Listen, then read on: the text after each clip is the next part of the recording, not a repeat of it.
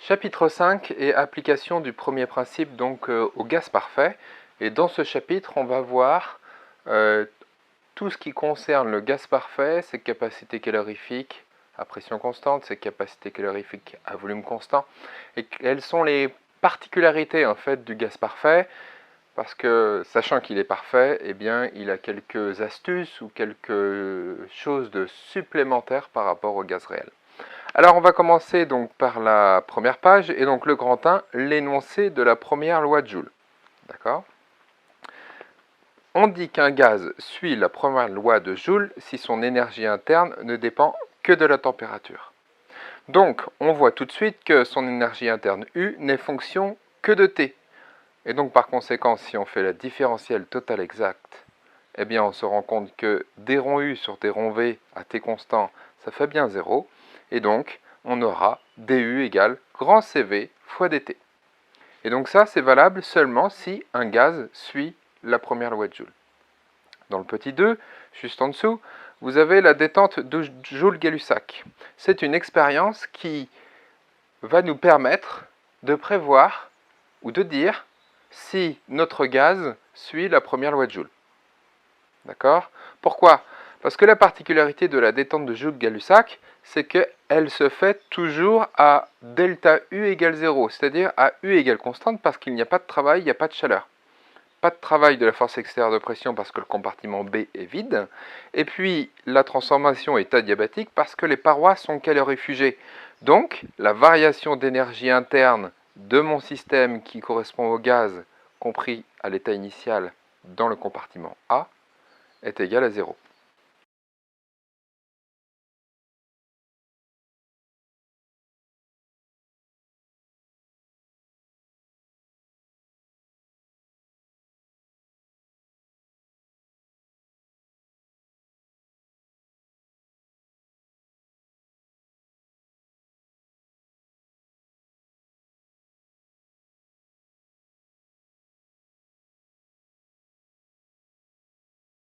Dans ce petit 3, on va avoir un critère de suivi de cette première loi de Joule, et donc est proposé de réaliser la différentielle totale exacte de la fonction énergie interne U en fonction de T et de V. Pourquoi en fonction de T et de V ? Parce que l'énergie interne est très bien adaptée à ces deux paramètres. Donc, on va faire le premier point si notre gaz, si la première loi de Joule est satisfaite, ou si notre gaz suit la première loi de Joule.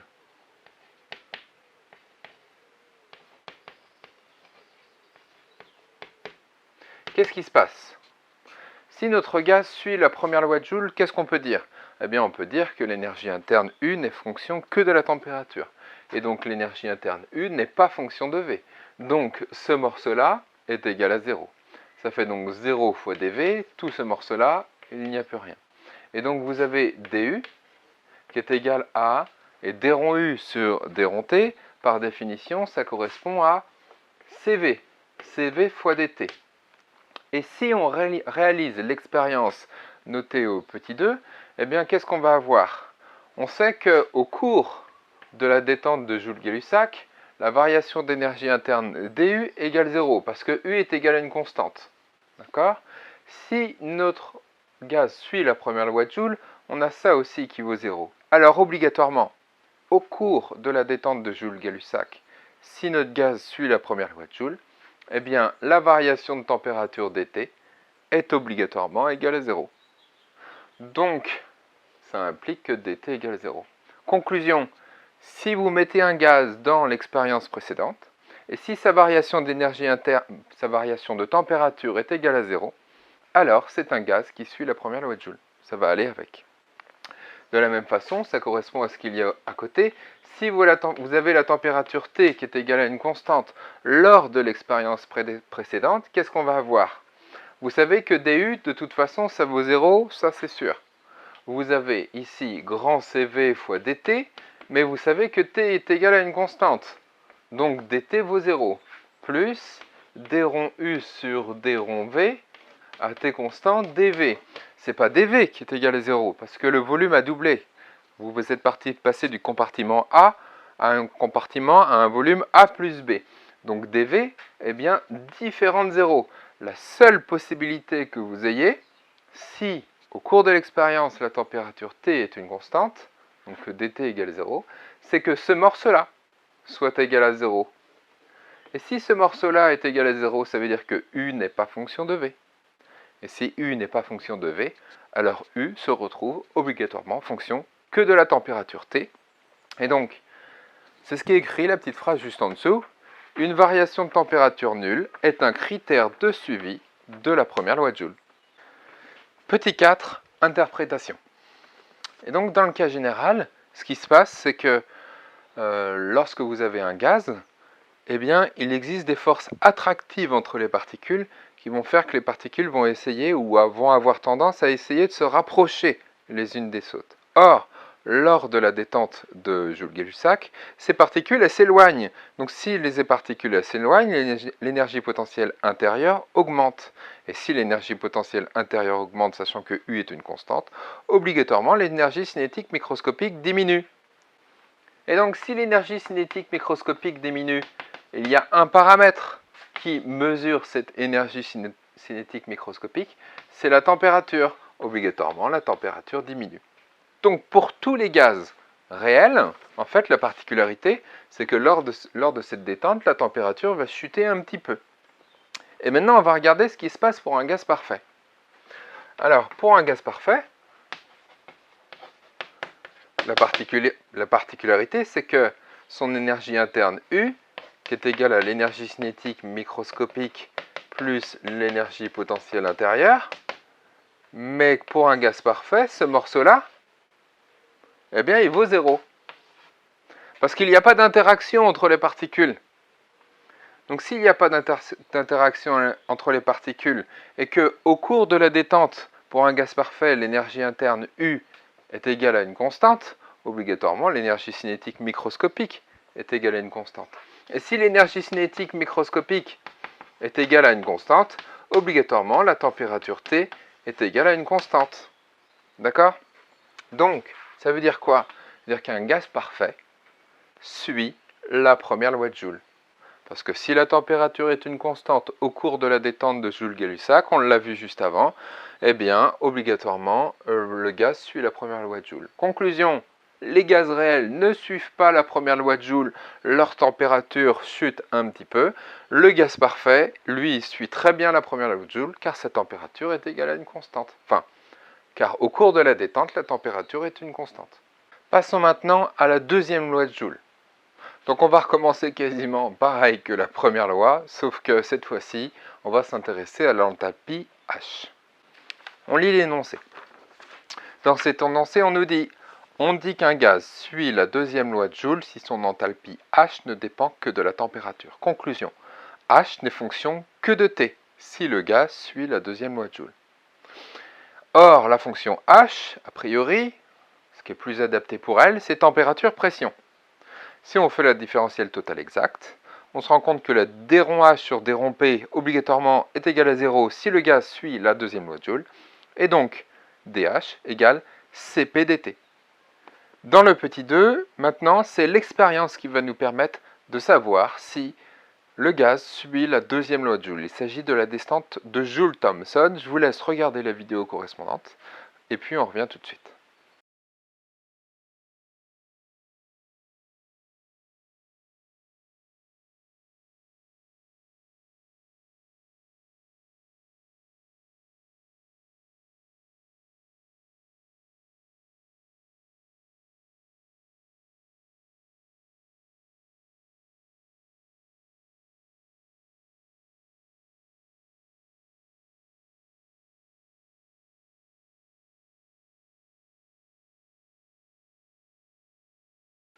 Dans cette vidéo, la particularité, ou plutôt dans cette expérience, la particularité, c'est que la variation d'enthalpie est égale à 0, et donc cette expérience s'effectue à enthalpie H constante. Petit 3 maintenant, le critère de suivi de la deuxième loi de Joule. Critère de suivi de cette deuxième loi de Joule, et on va commencer par faire une différentielle totale exacte de la fonction H. Comme la fonction h est plus adaptée à température plus pression, on va faire d rond h sur d rond t à p constant dt, plus d rond h sur d rond p à t constant dt. Et maintenant, on va se mettre dans la condition où, alors il ne faut pas que je me trompe, où si mon gaz suit la deuxième loi de Joule.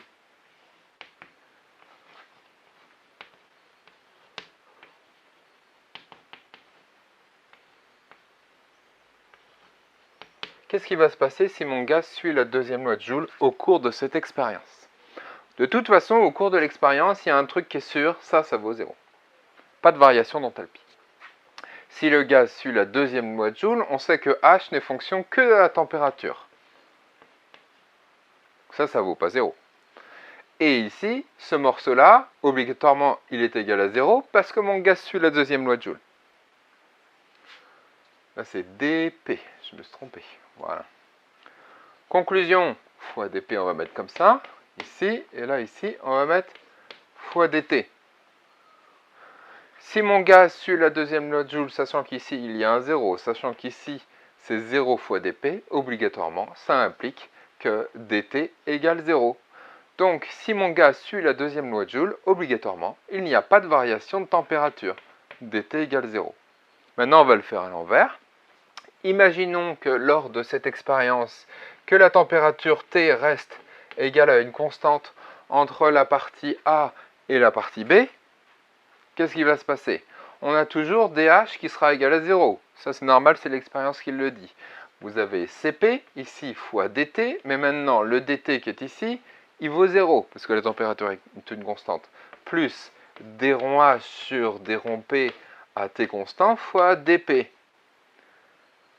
Il y a une variation de pression. On le voit, la pression chute de la pression PA à la pression PB. Donc ça, c'est bien différent de 0. La seule possibilité pour vérifier cette égalité, c'est que d rond h sur d rond p soit égal à 0.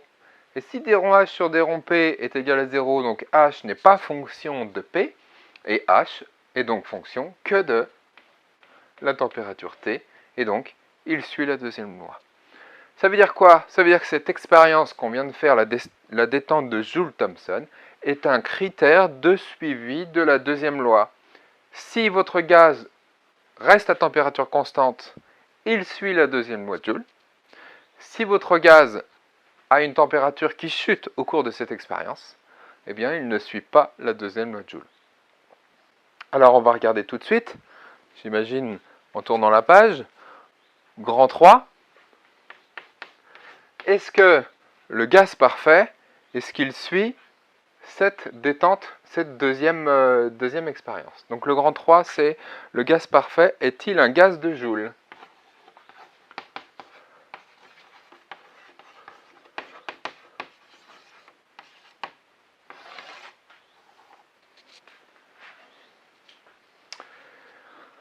Qu'est-ce qu'on va avoir? Nous, ce qu'on cherche, on sait de toute façon que l'énergie interne U pour un gaz parfait, si c'est un gaz parfait, U n'est fonction que de la température. Ça, c'est sûr. Ensuite, pour un gaz parfait, on peut aussi dire que PV égale nRT. On connaît aussi la relation qui existe entre H et U. H égale U plus P fois V. On regroupe tout ça. Ça veut dire que H, qui est égal à U, qui est fonction que de la température, plus P fois V. Oui, mais P fois V, c'est égal à nRT. Ça fait U qui n'est fonction que de la température, plus nRT. Conclusion, on remarque quoi? Que H se retrouve fonction que de la température, comme U est fonction que de la température, et que T est fonction que de la température. Eh bien, H n'est fonction que de la température pour un gaz parfait. Ça veut dire qu'un gaz parfait suit la deuxième loi de Joule, et qu'un gaz parfait, on va le mettre tout de suite, un gaz parfait, la particularité d'un gaz parfait, c'est que son énergie interne U n'est fonction que de la température, et son enthalpie H est aussi fonction que de la température. Comme le gaz parfait suit la première loi de Joule, comme le gaz parfait suit la deuxième loi de Joule, alors on dit que c'est un gaz de Joule. La remarque ou les conséquences, première remarque, c'est comme U n'est fonction que de la température, alors dU, on pourra toujours écrire que dU égale CV dt. Et ceci sans aucune restriction. Il n'y aura pas besoin de dire que c'est à volume constant, à pression constante, etc. Pour un gaz parfait, eh bien, vous pourrez toujours écrire ça, dU égale CV dt. Et donc, par conséquent, si vous faites la primitive, vous aurez delta U qui est égal à la somme des dU ou à l'intégrale des dU. Ce sera l'intégrale de CV dt pour T variant de la température initiale, par exemple, et puis allant jusqu'à la température finale. On pourrait réécrire dU égale CV fois delta T. Voilà. De la même façon, on peut recommencer pour CP. CP fois dt. dH, parce que vu que H n'est que fonction de la température, dH ça fait CP dt, et ceci, quelles que soient les conditions, pression constante on s'en fiche, volume constant on s'en fiche, on peut toujours le sortir. Et donc de la même façon, delta H ce sera la somme des dH, soit intégrale de Cp fois dt pour T variant de température initiale jusqu'à la température finale. Delta H égale Cp fois